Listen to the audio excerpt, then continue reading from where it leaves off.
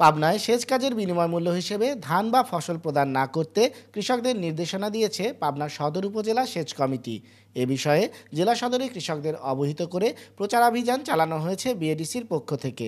BADC Pabna সদর কর্তৃপক্ষ সদর উপজেলা নির্বাহী অফিসারের বরাত দিয়ে জানান, উপজেলা সেচ কমিটি সিদ্ধান্ত নিয়েছে বিএডিসি, বিএমডিএ ও ব্যক্তি মালিকানাধীন গভীর ও অগভীর নলকূপের আওতাধীন কৃষকদের নিকট থেকে সেচ চার্জ হিসেবে জমি থেকে ধান কাটা যাবে না। এটি আইনত দণ্ডনীয় অপরাধ। সেচ চার্জ হিসেবে কেউ জোরপূর্বক ফসলের অংশ কেটে নিলে তার বিরুদ্ধে আইন অনুযায়ী কঠোর ব্যবস্থা নেওয়া হবে। সেচ প্রদানকারীদের সেচ চার্জ হিসেবে উপজেলা সেচ কমিটি নির্ধারণ করে দেয়া নগদ অর্থ গ্রহণের নির্দেশনা দেওয়া হয়েছে। প্রয়োজনে সেচ চার্জের নির্ধারিত তালিকা পাবনা সদর বিএডিসির ওয়েবসাইট ও সদর উপজেলা বিএডিসি সেচ কার্যালয় থেকে সংগ্রহ করা যাবে।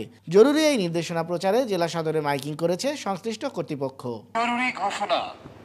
একটি জরুরি ঘোষণা। এত দ্বারা পাবনা সদর উপজেলার সকল গভীর ও অগভীর নলকূপের আওতাধীন কৃষকবৃন্দ ও স্কিম ম্যানেজারদের অবগতির জন্য জানানো যাচ্ছে যে উপজেলা সেচ কমিটির সিদ্ধান্ত মোতাবেক সেচ প্রদানের চার্জ হিসেবে কৃষকের জমি হতে ধান কাটা যাবে না। এটি আইনত দণ্ডনীয় অপরাধ। কেউ জোরপূর্বক ফসলের অংশ কেটে নিলে তার বিরুদ্ধে আইন অনুযায়ী কঠোর ব্যবস্থা গ্রহণ করা হবে। এমত অবস্থায় সেচ চার্জ হিসেবে উপজেলা সেচ কমিটির নির্ধারিত নগদ অর্থ গ্রহণ করার জন্য নির্দেশনা প্রদান করা হলো।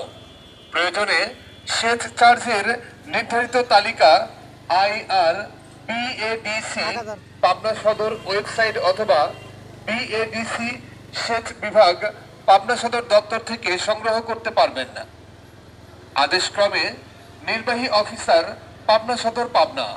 বাস্তবায়নে বিএডিসি সেচ বিভাগ পাবনা সদর পাবনা।